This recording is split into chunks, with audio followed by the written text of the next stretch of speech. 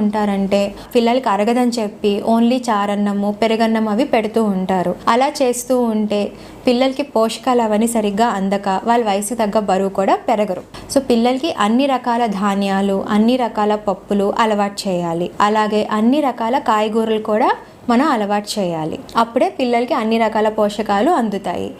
తర్వాత 2 స్నాక్స్ అనుకున్నాం. అదేంటి, ఒకటి మిడ్ మార్నింగ్ స్నాక్ అంటే బ్రేక్ఫాస్ట్కి లంచ్కి మధ్యలో ఒక స్నాక్, మళ్ళీ ఈవినింగ్ ఒక స్నాక్. ఈ స్నాక్కి మనం ఏదైనా ఎగ్ కానీ, మిల్క్ కానీ, ఏదైనా సీజనల్ ఫ్రూట్ కానీ, లేకపోతే ఇంట్లో తయారు చేసుకునే స్నాక్స్ ఏవన్నా లడ్డూస్ కానీ, ఇంట్లో తయారు చేసుకునే వేరే స్నాక్స్ ఐటమ్ కూడా మనం పెట్టచ్చు. బయట దొరికే చాక్లెట్స్, బిస్కెట్స్, బజ్జీల కన్నా మనం ఇంట్లో తయారు చేసుకునే స్నాక్స్ పెడితే పిల్లలకి మంచిది.